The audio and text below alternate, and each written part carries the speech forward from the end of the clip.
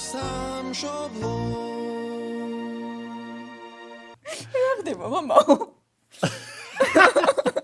მოროზიცა ბეცინება თulis თუ არა საქართველოს საპატრიარქო მათ თავარ ტრად ერთ-ერთ კიევს უთქვამთ ეს ფრაზა თვითონ თორემ მე არ ვიცი რა თქო არ მათი მტერი ჩვენ მეთანხმებით მაგას ხალხო რომ მართლა ყველა ძაღლმა და ღორმა პოდკასტი დაიწყო შეიძლება ჩვენც ვიყოთ მათ შორის მე უფრო ძაღლიო მე უფრო გოჭი კათოლიკური შობა არის 25 დეკემბერი სიამძულეში ასე არ არის აი წავედით ახლა სამუშაოზე დილით და უცებ ხოპ ვარ ფსიქოლოგი თუმცა ისე ფსიქოლოგი არა როგორც ყველა მამაო თავისებურად ფსიქოლოგია ცოტა კოუჩები ანიმის გამო რომ პოდკასტში ღიად ლაპარაკობენ ერთი წუთი მე ოქროჯვარი მიკეთია კარგს ჭამ კარგს სამ კარგი მანქანით დავდივარ და რავი ჩემს მეზობლად არიან ადამიანები რომელსაც საჭმლის ფული არ აქვს გული მე ვეგროვე ძალიან მნიშვნელოვანი ინფორმაცია მეტიც რუსეთის ეკლესიას ხშირად უსწრებენ ხოლმე ისეთ გადაწყვეტილებების მიღებას რომელიც რუსეთის ეკლესიას გაუხარდება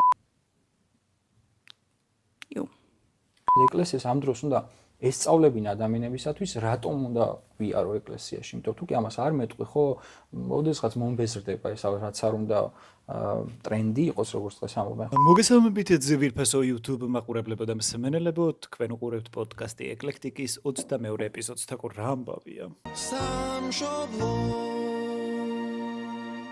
მეგობრებო დღეს არის 25 დეკემბერი და ცივილიზებული ქრისტიანული სამყარო დღევანდელ დღეს აღნიშნავს შობას და მინდა რომ შევუერთდე ამ აღნიშვნას და მოგილოცოთ თქვენს და თაკუნასაც მეც გილოცავ შობა ერთ-ერთი ჩემი აზრით ყველაზე ესეთი დღესასწაულია სიყვარული სიკეთის და აი ყველაფერ დადებითთან რო ასოცირდება, იმიტომ რომ რაღაც ახალი ათulis წერტილია და რეალურად მაგიტომ არის შობა ახალი წელი, რომ ჯერ შობა არის და მე ახალი წელი და ჩვენთან რო პირიქით არის ჯერ ახალი წელი და მე შობა. შობა არის ყველაფერი ახალი საწყისი და სხვათა შორის ახალი წელის პრინციპი შობა ახალი წელის უერთ კონტექსტში ისმის ხოლმე და ამას უკავშირდება უკვე ტრადიცია, რომ ყოველწლიურად პრეზიდენტი როგორც წესი იწყალებს ხოლმე მსჯავრდებულებს ხო, რომ რაღაცა ახლის დასაწყისთან ასოცირდება და ამ სიკეთეს გაიღებს ხოლმე და წელსაც რა თქმა უნდა ეს თვითგამოცხადებული უცნაური კაცი გავიხსენებ რომ შაშან 600 ადამიანი შეიწყალა გამოყარა ციხიდან ვიღაც კრიმინალები შეწყალების წინააღმდეგი არ ვართ ანუ ყველას უნდა მეეცეს ცხოვრებაში მეორე შანსი თუ ამას იმსახურებს მაგრამ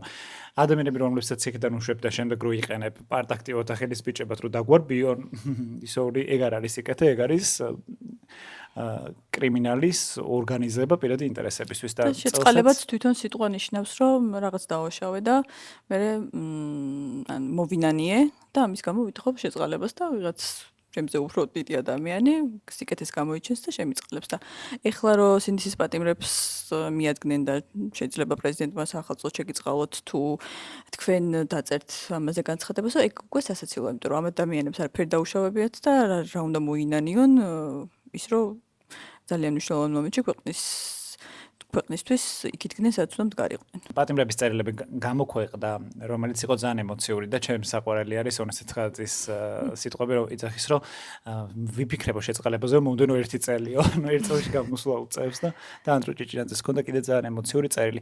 რეალურად ამ ადამიანებმა რომ მოითხოვონ შეწყალება ამ თვითგამოცხადებული პრეზიდენტი თუ რაღაც ჯანდაბისგან გამოვა, რომ მის ლეგიტიმურობას აღიარებენ და პრეზიდენტს თხოვენ შეწყალებას და ჩემს სამოქალაქო გამბედაობის მაგალითები არიან ეს ბიჭები, იმიტომ რომ ჯერ ხო ცხადად და ნამდვილად უსამართლო ცხედან ციხეში ქაღალდის როლის გამო და იმის გამო რომ მეგობარ შეიძლება რაღაცა ელაპარაკებოდი, ანუ სხვა ადამიანს და ჯგუფურზე რაღაცა ბრალს გდებენ, რომელიც ბოლოს არ დადასტურდა, მაგრამ მაინც ჩასვეს ციხეში, ხო, ანუ მეგობრებიც არ იყვნენ იქ გაიცნეს ციხეში ერთმანეთს. ხო, სხვა ადამიანები ერთმანეთში ლაპარაკობდნენ, როგორც რა ვიცი, აი ჟურნალისტს რო უთხრათ, რომ ანუ ეს თვარობა უნდა წავიდეს და ამის გამო ციხეში იჭდეთ, ანუ სრული სიტყვის გამოხატვის თავისუფლების გამო ადამიანები ციხეში სხედან და კიდე იჭდებიან მომდენო ერთი წელი, თუ კიდე არ დაამძიმეს და თას უბედურება არ მოიგონეს პროკურატურას უითხოვს ამ ადამიანებისთვის ბრალის დამძიმებას არსებული მოტივებით და ჩემს სამოქალაქო გამბედაობა რამდენიმე ათეული ადამიანი ტროტუარზე დგომის გამო მაგალითად.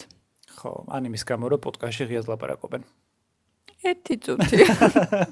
აუ ეს ძალიან უცნაური შედარება, მაგრამ არ ვიცი რატო აი მე ხო ეგეთი ჩვენ მაგ ხალხო რაღაცას რო ვიგებ ხოლმე მე რაღაცა მახსენდება, რაც ამას გავშინაარსობრივად, მაგრამ რეალურად კავშირში არ არის და ეხა პრეზიდენტის შეწყალებაზე მახსენდება, რატომღაც ინდირა ჯგენაია იყო იაფარულავასთან ფარულ კორვერჩი და ნინო Raguari tu ხირსუნამ რო გამოუშვა ნინო ჩხეიძეზე თქვა რომ გეხვეწები რა მაგის წონა ნოტები მაგ ქსეროქსები და ეხა წარმოვიდგენია რომ სინდისის პატიმრები ეგრეთ გეხვეწები რა პრეზიდენტია რა ის თუ რაღაცა პრეზიდენტს რომ უნდა ანუ თქვენ შეგიძლიათ თხოვოთ პრეზიდენტს შეწყალება და იმათი რეაქცია რომ იყოს გეხვეწები რა ეგეთი რეაქცია იყო დაახლოებით ხო ძა ბეცილება მაგაზე ჩემი აზრით თუ ვინმე შეიწყალა ეს არის უკრაინელები რომლებმაც დაატყვევეს, მაგრამ ჩემს გაათავისუფლეს კოლუმბიელი ძევლები, რომლებიც რეალურად მონაწილეობდნენ რუსეთის მხარეს ომში, როგორც მოტყუებით ჩაითრიეს ეს აფროამერიკელი, ლათინოამერიკელი ადამიანები ომში. ანუ წარმოიდგინე რა ხომ ცად იყვნენ, ენა არ იცოდნენ და მონაწილეობდნენ, ისროდნენ, ვის ესროდნენ, კაცმა არ იცოდა და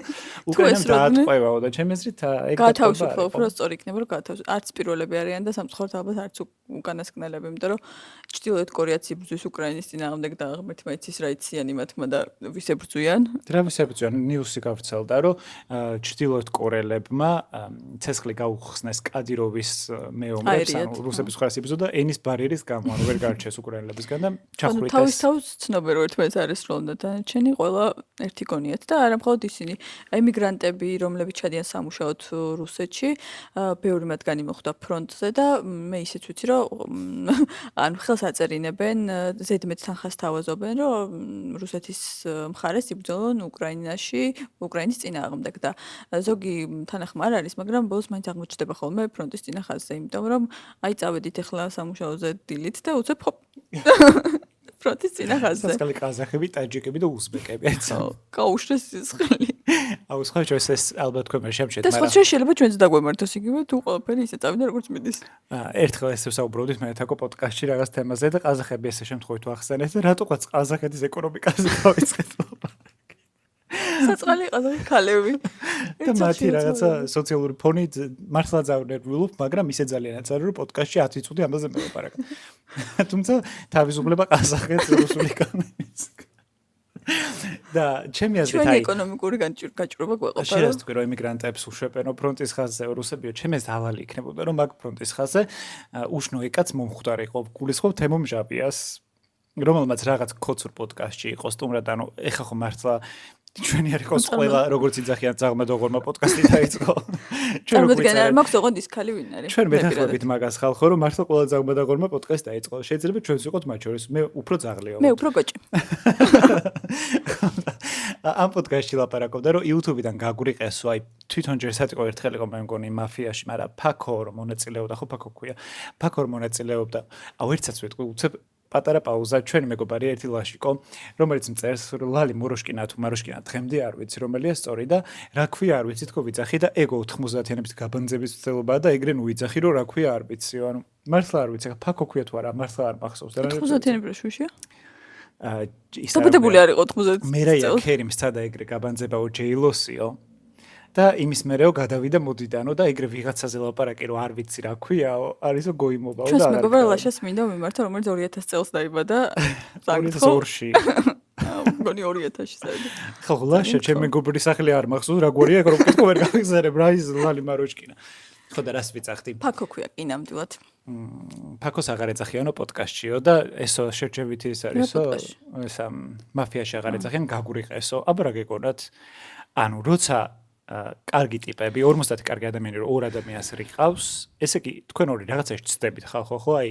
მესმის რომ დაფიქრდებით მან ეგ კი არ იყო თამაშზე და ერთმანეთის დაძახებაზე არ არის იქ იყო ძალიან ცუდად ნახსენები რომ პატრონებმა ესე უთხრესო და ანუ ტელევიზიებს კაი ყავს პატრონი და ამ YouTube-ზე YouTuber-ებს პატრონი პირველად გავიგეგეთი სიტყვათა შეთანხმება პატრონები დაუძახო ადამიანებს რომლებსაც ზუსტად იცი რომ არანაირი პატრონი არ ყავთ და თავის თავს მართლა თვითონ ქმნიან და ბევრი იწვალეს მაგისთვის შენ რომელიც ზუსტად ვიცი საიდან გამოდიხარ და რამდენ რა ახლობლო წრეკავს და როგორ მიხვედი იქ სადაც ხარ, ეგ ძალიან უხერხული იყო. თან არ ვიცი როგორ თქვა, მაგრამ მანამდეც ჰქონდათ რაღაც პრეტენზიები წამოყენებული იუთუბერების მიმართ, რომ აი რამე პრობლემა ხო არ გაქვთ ჩვენთან თუ რაღაც ეგეთი და ლოგიკური არის, რომ როცა არასწორ მხარეს ხარ, მაგაზე ვინმე მიგითი და თან ეს მითითება უბრალოდ იყო არავის შეურაცხყოფა არ მიუყენები, უბრალოდ გაწყვიტეს ურთიერთობა ალბათ.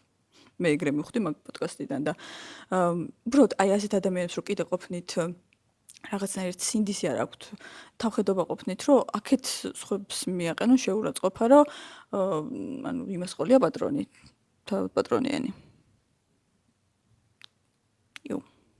რაღაცნაირი სინდრომია, რომ აი რაღაცა შენ რაც გჭირს და შენ როგორც ცხოვრობ და რითიც სირჩენ თავს, გონია რომ ყველა ეგრეა.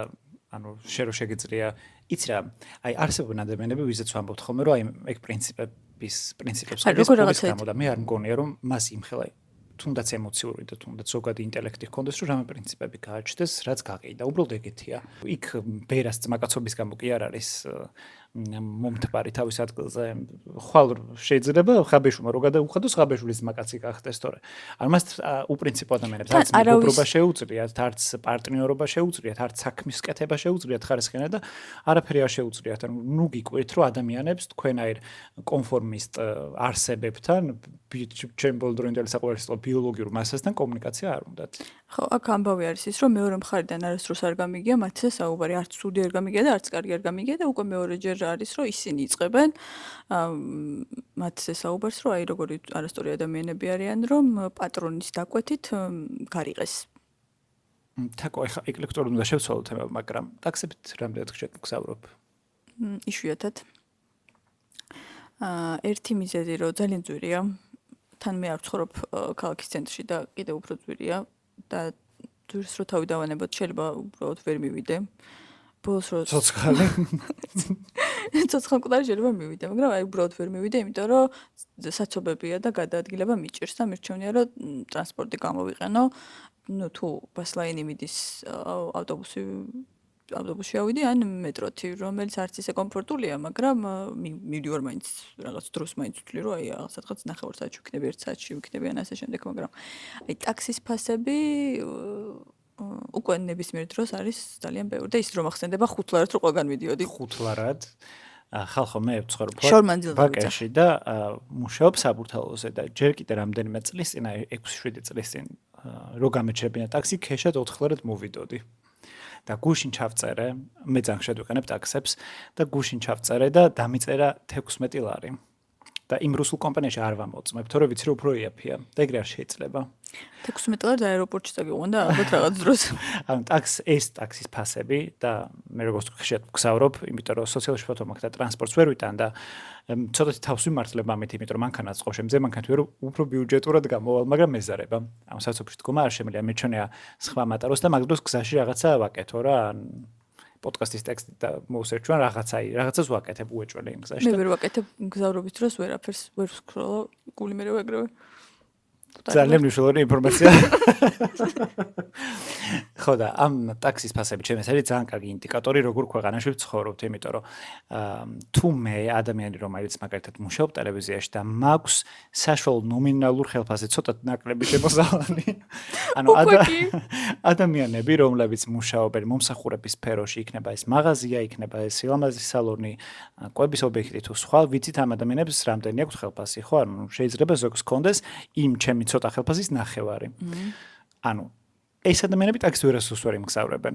ვერასდროს როცა ვლაპარაკობთ, რომ ქვეყანაში არის სამნიშნავ ეკონომიკური თუ 4-ნიშნავ ეკონომიკური ზრდა და ასე შემდეგ, ეს ზრდა არის მარტო იმ ადამიანებისთვის, რომლებიც წარმოადგენენ ქართული ოცნების ინტერესებს და არიან მათი პირველი სახეები. შეიძლება გვესმოდეს, რომ მომსახურებ, ანუ ყველაფერი ფასები იზრდება, მათ შორის ალბათ რა ბენზინის, რა ვიცი, მანქანას რა მომსახურება ჭირდება, ან შემოწმება ზეთი და რაღაც ეგეთები, მაგრამ აქ თავარი არის, რომ ეს ყველაფერი კი იზრდება, მაგრამ მაშინ ადამიანების შემოსავალიც უნდა გაიზარდოს. ადამიანის შემოსავალი არ იზრდება, ციფრებში იზრდება, რაც საშუალო არითმეტიკულს რო ითვლიდა მე რომ აქ 200 ლარი და ლევანს რო კონდეს მაგალითად 1500, მაგის საშუალოს რო გამოიყვან, ეგ არ არის სწორი. და ადამიანები, რომლებიც მაგ ყველაფერს უწყობდნენ ხელს და თავად შეულობდნენ მილიონებს, მილიონნახევრებს, ადკატებს იღებდნენ და ეს ყველაფერი იცოდა ისედაც აქამდე მედია ლაპარაკობდა, მოწმეები არსებობდნენ, გაგამოძიებო სიუჟეტები კეთდებოდა ამაზე.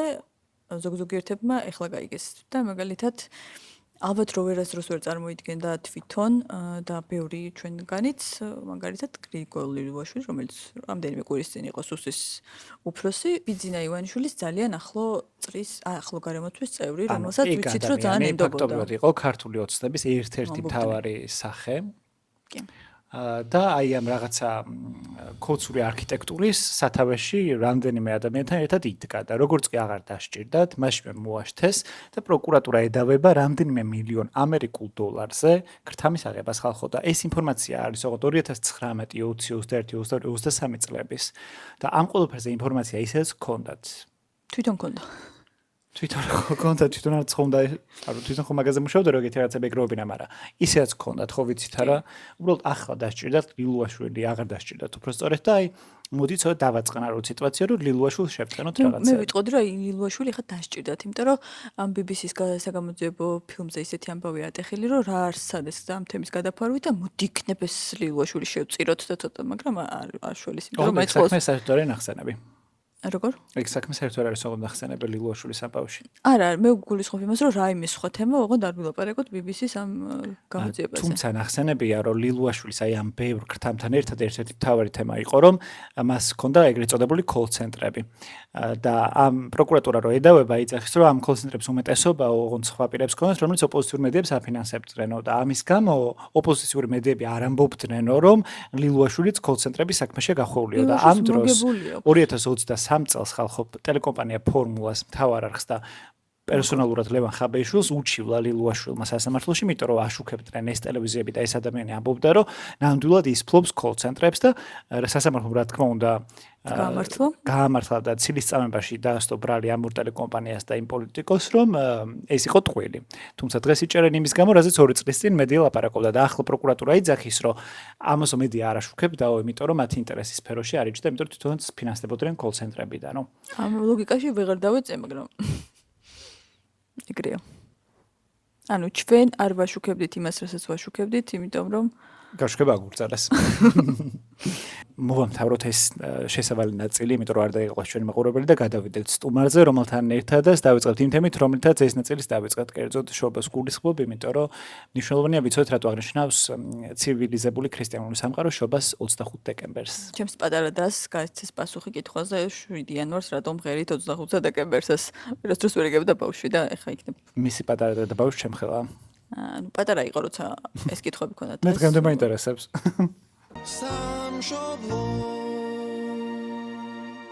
და ვაგრძელებთ სტუმართან ერთად და ჩვენთან ერთად იმყოფება უკრაინის მართლმადიდებელი ეკლესიის მღვდელმონაზონი მამა ლეონ გელოვანი. გამარჯობა და მადლობა რომ მოხვედით. გამარჯობა, პირიქით მადლობა თქვენ რომ მომიწვიეთ, წარმიხარია. ძალიან სასიამოვნოა ხოლმე თქვენი ყურება. თუ არ ჩავთვლით იმ ნაწილს, რაც საშინა საჭმელებს უჭამთ ხოლმე. ეგ აღარ გვაქვს. კაი. მარხვა მოგვიწია მე და შევნიშნე. იცით რა მაინტერესებს? დღეს შობაა და უნდა მოგილოცოთ, ანუ თქვენ შობას აღნიშნავთ? დიახ, რა თქმა უნდა, უკრაინის მართლმადიდებელი ეკლესია აღნიშნავს შობას 25 დეკემბერს. უკვე რამდენიმე წელია. და ეს ეკლესია შეუერთდა იმ ქრისტიანებს, იმ ქრისტიანთა იმ უმრავლესობას, მათ შორის მართლმადიდებელთა უმრავლესობას, რომელიც შობას აღნიშნავს 25 დეკემბერს. ამიტომ ულოცო ყველას დღევანდელ დიდ დღესასწაულს. ყოველ წელს მეც გილოცავთ და ყოველ წელს არის ხოლმე ეს თემა, რომ ჩვენ რატო არ ავღნიშნავთ ადამიანების უმრავლესობას, ჩემი აზრით ეს კითხვა უჩნდება და პასუხს არ ვიცი რამდენად იღებენ, მაგრამ დღეს იგივე კითხვა მინდა რომ დავსვათ, ჩვენ რატო არ ვართ იმ ეკლესიების წრეში, უბრალოდ იმათ რიგებში, ვინც დღეს აღნიშნავს და აქვს თუ არა ამას რამე საფუძველი კანონიკური, რის გამოც ჩვენ ესე სხვაგან ვართ. ასევე მაინტერესებს, შეიძლება თუ არა რომ ეს იყოს რაღაცნაირად გავლენა რუსული ეკლესიის, იმიტომ რომ მე ვინც ვიცი, რომელი ქვეყნებიც არ აღნიშნავენ 25 შობას, ყველა გარკვეულწილად არის დაკავშირებული რუსეთის საპატრიარქოსთან. კი, რა თქმა უნდა, ზოგადად ჩობის თარიღი არც არ ყოფილა რაღაც დოგმატური საკითხი ეკლესიის ისტორიაში, ქრისტიანული ეკლესიის ისტორიაში. ყველაზე მნიშვნელოვანი ალბათ, რაც შობის დღესასწაულთან უნდა იყოს დაკავშირებული, ეს არის ქრისტიანთა ერთიანობა, ქრისტიანთა ერთობა, იმიტომ რომ შეუძლებელია იყო ქრისტიანი და არ გინდოდეს ერთობა, გინდოდეს ცალკე ყოფნა, შენთვის ყოფნა, იმიტომ რომ ქრისტიანთა უმთავრესი ლოცვაც მამაო ჩვენოც სწორედ მრავლობით რიცხვში იწყება, მამაო ჩვენო და არა მამაო ჩემო და ამაში ძალიან დიდი აზრი დევს. ამიტომაც ხო ვინც ფიქრობს რომ შობის თარიღი არ არის, შობის თარიღის ერთიანობა არ არის მნიშვნელოვანი, ის ძალიან ცდება და რა თქმა უნდა 25 დეკემბერს აღნიშნავს როგორც ქრისტიანთა უმრავლესობა, ასევე მართლმადიდებელი ეკლესიათა უმრავლესობა და შესაბამისად ის ვინც ამ დღეს არ აღნიშნავს არის გარკვეულად რაღაც პოლიტიკური თუ სხვადასხვა მიზეზების გამო სხვა ორბიტაზე მყოფი ეკლესია. დაახლოებით მარტივად რომ ვთქვათ, დღესაც საქართველოში ალბათ გაგიგიათ 25 დეკემბერს ეძახიან კათოლიკურ შობას, რაც რა თქმა უნდა პრობლემაა, რა თქმა უნდა არასწორია, იმიტომ რომ მართლმადიდებელი ეკლესიებიც ასე 25 დეკემბერს აღნიშნავენ მართლმადიდებელი ეკლესიები. და ვინც ახლა შუჩი აღნიშნავს, ისინიც ოდესღაც 25-ში აღნიშნავენ. კი, რა თქმა უნდა, საქართველოს მართლმადიდებელი ეკლესიის კალენდარში რომ ჩაიხედოთ 25 დეკემბერი წერია 7 იანვარს სწორედაც და 25 დეკემბრის საკითხავს კითხულობს ეკლესია. უბრალოდ ამბობენ რომ ეს 25 დეკემბერი არის 7 იანვარი, იმიტომ რომ კალენდრის გასწორება რაც მოხდა ზოგადად არ მომხდარა ეკლესიაში და ეს არის რა თქმა უნდა პრობლემა. თუმცა რატომ არ მოხდა ეს არის ყველა საინტერესო რომ ანუ როგორც ეძახიან კათოლიკურ შობას და ეს სწორედ რუსეთის გავლენით არის დამკვიდრებული რომ მოსკოვს ყოველთვის ჰქონდა ეს ამბიცია რომ ყოფილიყო ისეთივე ცენტრი როგორც არის რომი.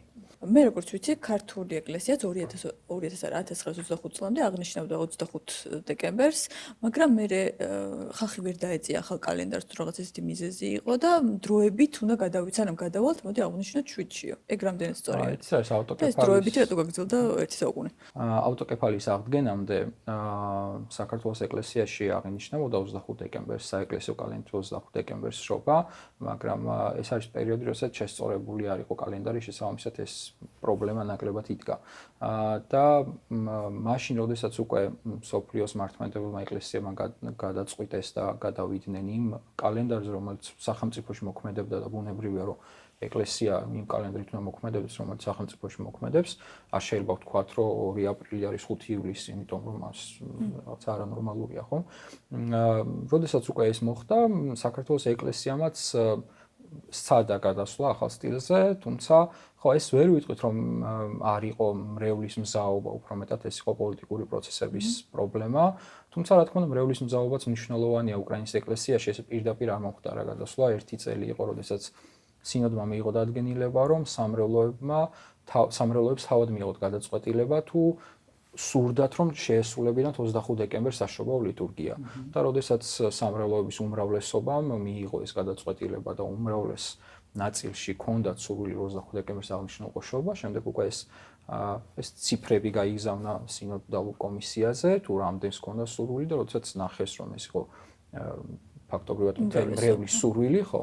შემდეგ წელს უკვე დამკვიდრდა და გადავიდა მთლიანად ეკლესია ახალ სტილზე. თან რაღაცნაირად ეკლესია დგას უფრო ტრადიციაზე, არ დგას ბუღალტერიაზე და მათემატიკაზე, ხო? იმიტომ რომ შეიძლება ახალი წლის თარიღი შევცვალოთ და მოვუარგოთ მსოფლიოს მიერ აღიარებულ თარიღს, მაგრამ ეკლესიაში ეს ცოტა სხვა რამეა, ხო? თან 25 დეკემბერი არის სიმბოლური თარიღი, როგორც მე ვიცი, იმიტომ რომ ზუსტი რიცხვი არავინ არ იცის ქრისტე როდის იშვა და უკავშირდება დღეღამის სწორობიდან მესამე დღეს, ხო? აი ამაზე გითხარით 25 რატომ შეირჩა თავის დროზე და რატომ არის მნიშვნელოვანი რომ ეს თარიღი იყოს ცენტრალური. 25 დეკემბერი შეირჩა და ამაზე არავინ არ დაობს, მათ შორის საქართველოს ეკლესიაც და რუსეთის ეკლესიაც ამაზე არ დაობს, 25 დეკემბერს აღნიშნავს შობას. უბრალოდ პრობლემა იმაშია, რომ 25 დეკემბერს ეძახიან 7 იანვარს. ეს არის უბრალოდ ცოტა ღიმილის მომგვრელი. თორემ 25 დეკემბერი თავის დროზე იყო მზის ღმერთის დღესასწაული და როდესაც სრულღმერთობის დროს? კი, როდესაც ქრისტიანული ეკლესია იდგამდა ფეხს და მათ შორის იმპერიაში კონსტანტინე დიდის დროს ეკლესია ქრისტიანული ეკლესია გახდა ის ეკლესია, რომელიც სახელმწიფოსგან პრივილეგირებულიც იყო, შესაბამისად მოინდომეს, რომ მშობის თარიღი დაკავშირებოდა იმ დღესასწაულს, რომელსაც მიჩვეული იყო ხალხი და რომელიც პრინციპში სიმბოლურადაც ძალიან ემთხოვდა, იმიტომ რომ მზის ამოსვლასთან იყო დაკავშირებული, დღის მატებასთან იყო დაკავშირებული მზის ღმერთის დღესასწაული და იესო ქრისტეს შობაც ქრისტიანებისათვის, რა თქმა უნდა, ამის სიმბოლო იყო, რომ რაც ბნელეთში ნათელის აღმოფწყინების, ამიტომაც ახლის დასაწყისი, რაღაც კარგი ახლის. მოდით ჩვენს დავიწყოთ, მაგრამ სანამ დავიწყოთ ერთ კითხვას და გესვათ, თქო, ეს ეკლექტიკურად უნდა შევცვალოთ თემა. ქოლარი გიკეთია ტყელზე, რომელიც ითვლება, რომ არის კათოლიკე სასულიერო პირების რაღაცნაირი დაახლოებით ისევე ითვლება, როგორც სტილი, მაგრამ თქვენ მართლმადებელი მღვდელი ხართ. დაახლოებით ისევე ითვლება, როგორც კათოლიკური შობა არის 25 დეკემბერი, სიამოვნებაში ასე არ არის, ქოლარს ატარებენ მათ შორის მართლმადებელი სასულიერო პირებიც, არა მართლმადებლებიც და არა კათოლიკეებიც, მათ შორის რეფორმატორული ეკლესიებიდან, ანგლიკანური ეკლესიიდან და ასე შემდეგ. ანუ ყველა სასულიერო პირი ქოლარს ატარებს, უბრალოდ ეს სურვილზეა, რა თქმა უნდა. ისე რაღაცნაირად ქოლარი უფრო ლამაზად გამოიყურება, ვიდრე ძვირადღირებული ჯვრები. თქვენ შემთხვევაში არ მომბობიცი რომ. ხო, ჩემი ჯვარი შეიძლება ოქროს ფერი, მაგრამ ძვირადღირებული ნამდვილად არის. ხო, შეგვიძლია დავიწყოთ წესებს. აგიხსნით აქ ყრია 10 კითხვა, წესით უნდა მოვიღოთ 8 და 2-ის დარეჯექტება შეგიძლიათ რაც არ უპასუხობთ, მაგრამ ვიცი რომ საინტერესოა საუბრობთ და შეიძლება 10-ვე მოგაგებინოთ. აჰა. შეგვიძლია დავიწყოთ. ანუ ტყუილა ვიღებ. ამას გავეცი უკვე პასუხი. აბა. მითხარი რა ღირს შენი ჯვარი და გეტყვი მე ხარ შენ. ხო, მითხარი ვინ არის შენ მეგობარი და გეტყვი მე ხარ შენ. ეს შენ არ გეხება. თქვენ უფრო სწორად. ეს ეხება აი რაღაც მომხვეჭელობის მოყვარულ სასულიერო პირებს, რომელიც არის ტენდენციური პრობლემა, შეიძლება ასე ითქვას. კი, მიცით თავად ამ ფაქტს როგორ აფასებს საეკლესიო საზოგადოება, ქრისტიანული საზოგადოება. იცით რა არის ამ შემთხვევაში ორი რადიკალური მხარე არსებობს. ერთი, რომელიც ამბობს, რომ სასულიერო პირი დღეს უნდა დადიოდეს, არ ვიცი, ფეხით ან ჯორით ან რაღაც მსგავსით, ჯვალოთი, რომ ხო ჯვალოთი და რაღაცა არ უნდა ეცვას სუფთა მოწესრიგებული ტანსაცმელი ან რა ვიცი, არ იჭრიდეს თმას და ასე შემდეგ. და მეორე მხარე კი არის ის, რომელიც ამბობს, რომ სასულიერო პირს ყველაფერი კარგი უნდა ქონდეს, იმიტომ რომ ისედაც რა ვიცი, მრევლის ცოდვები აწევს კისერზე თუ რაღაც მსგავსი. ანუ ზოგადად ყველაფერში რადიკალიზმი ცუდია და ზომიერებაა კარგი და ამაშიც რა თქმა უნდა ის რომ სასულიერო პირს შეიძლება ყავდეს ავტომობილი ძალიან ნორმალურია და ნამდვილად შეიძლება ბევრისთვის ეს ბევრი კეთილი და კარგი საქმის შესასრულებლად იყოს ძალიან მნიშვნელოვანი. 25 წლის უახლესი პრადო აუცილებელია. ზუსტად ამას ვამბობ, რომ არ არის რა თქმა უნდა ეს აუცილებელი და ავტომობილი არ ნიშნავს იმას, რომ სუპერ კომფორტული და სუპერ ძვირადღირებული რამ კონდეს. ზოგადად ფუფუნებისკენ სწრაფვა ქრისტიანისთვის უბრალო მორწმუნისთვისაც არის პრობლემა და მით უმეტეს სასულიერო პირისთვის რა თქმა უნდა არის პრობლემა. კიდევ ერთი პრობლემა არის საქართველოში, რომ გარდა იმისა, რომ სასულიერო პირები შეიძლება ფუფუნებაში ცხოვრობდნენ, რაც სინამდვილეს არ შეესაბამება, იმიტომ რომ ეს არიან ჩვენ ვიცომ ზოგადად სინოდის წევრებს. არა მხოლოდ სინოდის წევრებს, იმ ადამიანებს, რომლებიც ჩანან ხშირად, ძირითადად ესენი არიან საპატრიარქოს ადმინისტრაციის თანამშრომლები, რომელსაც აი ეს თანხები, რომელიც საპატრიარქოში შეიძლება მიდიოდეს, სწორედ ამ ადამიანების ჯიბეში შეიძლება ხვდებოდეს, მაგრამ სინამდვილეში სასულიერო პირების სული პასუხისმგებლობა შემიძლია ვთქვა, რომ სასულიერო პირების უმრავლესობა საქართველოში ძალიან უჭირს, მათ შორის თბილისში მსახურ სასულიერო პირებსაც ძალიან უჭირს. აი სულ რამდენიმე კვირის წინ იყო, როცა ერთ-ერთმა სასულიერო პირმა მომწერა, ძალიან შემაძწუნებელი იყო ჩემთვის, როდესაც მომწერა, რომ მის შვილს შიოდა და არ ქონდა საჭმლის ფული და თხოვა, რომ საჭმლის ფული მიმეცა შვილისთვის და ეს სასულიერო პირი თბილისში მსახურობს. პრივილეგიებით არ სარგებლობს, პრივილეგიებით არ სარგებლობს, მისამდე, ანუ ესეც კიდევ ერთი მითია, რომ ეს თითქოს 25 მილიონი თუ ეხა რამდენი, არ ვიცი, ამ ყუდლების ჯიბეში ნაწილდება, სიამდვილეში ეს ტყუილია და მსგავსი რამ არ ხდება. ხელფასი არა აქვს. ხელფასი როგორც ვიცი, თბილისის ეპარქიაში დაინიშნა ყუდლებს ძალიან მინიმალური, მაგრამ ამ მინიმალურსაც ყოველთვიურად ვერ იღებენ, არ ვიცი რის ალბათ საქმე ეხება ეს ადამიანები, ვისაც გულისხმობს, რომ აი ამდენ მილიონს იღებენ, არის იმ მცირე, ალბათ მაინც მცირე ჯგუფის ხელში, რომლებიც აი მაგალითად მაგაზე არიან პასუხისმგებლები, რომ ჩვენ ქართული ეკლესია და ქართული მრევლი რაღაც დიდისგან მოშორებით იყოს, მაგალითად დასავლური კულტურისგან და გვეგონოს, რომ ეს არის კათოლიკური 25 დეკემბერი კათოლიკური უნდა იყოს და რეალურად ქრისტიანობა და ადამიანის სიყვარული ან არ ვიცი რაცაც ქადაგებს ეს დაკავშირებული არის ჩვენ ჩრდილოეთ მეზობელთან და სწორედ ისინი არიან ჭეშმარიტი ქრისტიანები და დასავლეთ სამოსთან კავშირი არ აქვს, რაც სინამდვილეში არის ტყუილი. კი, რა თქმა უნდა, ტყუილია. და კიდევ ერთი მთავარი პრობლემა რაც არის, ანუ საქართველოს ეკლესია, საქართველოს მართლმადიდებელ ეკლესიაში სრულიად არის დაკარგული ქრისტიანული ერთ-ერთი მთავარი ფასეულობა, სოციალური მსახურება. როდესაც ეკლესია უნდა იყოს მოწოდებული იმისთვის, რომ დაეხმაროს არა მხოლოდ მისი სამრევლოს წევრებს, არამედ ყველა ადამიანს გაჭირვებულებს, რა ვიცი, ადამიანებს, რომელსაც დახმარებას ითხოვს. კი, ვინც ითხოვს, ვინც საჭიროებს დახმარებას და საქართველოს ეკლესიაში ასეთი რამ ხდება მინიმალურად სულ რამდენიმე ეკლესიაში, ეს ვთქვა, სადაც უბრალოდ, რა ვიცი, სადილს უკეთებენ და აჭმევენ. ანუ ძალიან ბევრ შეგხვდებოდათ მაგალითად სასულიერო პირები, რომელსაც ჯანმრთელობის პრობლემა აქვს და ფულს აგროვებენ ესე Facebook-ზე და სხვადასხვა პლატფორმებზე, იმის გამო რომ რა ვიცი, საპატრიარქო მას არაფრით არ ეხმარება. პირადად ჩემი მოძღვარი მაგალითად, რომელიც საქართველოს მართლმადიდებელი ეკლესიის წევრი იყო და 40 წელი მსახურობდა საქართველოს ეკლესიაში, გარდაიცვალა საკმაოდ სიდუხ ჭირეში და მისი ცხოვრების ბოლო წლები ძალიან ბევრ სამედიცინო თუ სხვა დახმარება საჭიროებდა და არასდროს არც ერთი თეთრი საპატრიარქოსგან არ მიუღია არანაირი დახმარება, არანაირი სრული საპატრიარქოს არ ქონია რომ მას დახმარებოდა. მიუხედავად იმისა, რომ ამის რა თქმა უნდა დიდი საშუალება აქვს საპატრიარქოს. იმიტომ რომ ზოგადად ქრისტიანობა არის დაკარგული პირველ რიგში.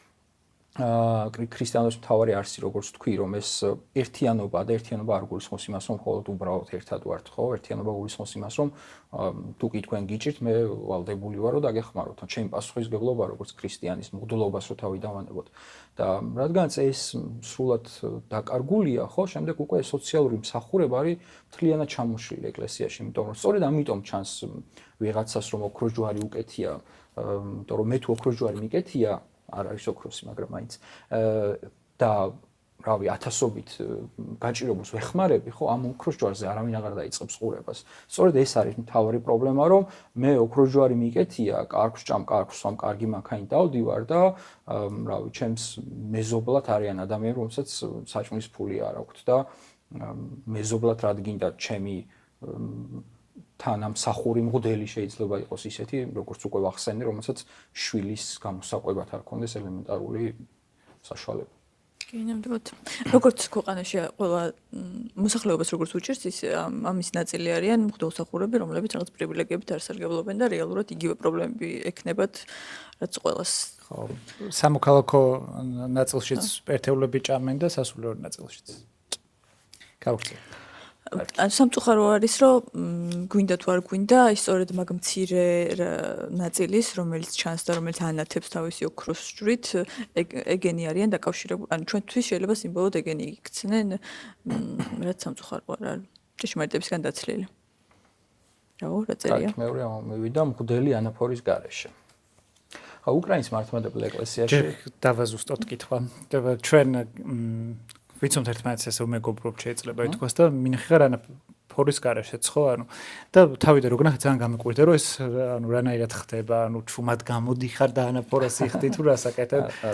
სუპერმენი რესტორანში ხوار დადიოდე. არაფერი სამარცხვინო მაგაში არ არის, პირიქით, უკრაინის მართლმადიდებელ ეკლესიაში არის მკაცრი წესი, რომ სასულიერო პირები საზოგადოებაში ეკლესიის გარეთ, როდესაც საზოგადოებაში სხვადასხვა ადგილას იმყოფებიან, არ უნდა მიიღონ ის ზედმეტი პრივილეგია და ზედმეტი ყურადღება, რომელიც საქართველოში ნამდვილად არსებობს, როცა მღვდელი ანაფორით, სამღვდელო კაბით დადის და მოძრაობს სხვადასხვა ადგილას და ხშირად გამიგია ჩემი ქართველი კოლეგებისგან, რომ სადღაც მანქანა მიმყავს გასაკეთებლად და კაბით წავალ, იმიტომ რომ ცოტას დამიკლებს ან რაღაცა მსგავსი და ეს პრივილეგია პატრულიარ დამაჭარიმებს ეგრეთ. პატრულიარ დამაჭარიმებს კი, სხვათა შორის მართლა რამდენჯერაც მანქანაში კაბა მწმია და გაუჩერები ვარ პატრულს, უბრალოდ არ ყოფილა ისეთი შემთხვევა, რომ დავეჯარიმებინე და ერთი შემთხვევა მქონდა სხვათა შორის ახალი სასულიერო პირი ვიყავი და ცუდ ადგილას მეგობარს ველოდებოდი უნდა ჩამჯდარიყო და ცუდ ადგილას გავაჩერე მანქანა და მოვიდა პატრული და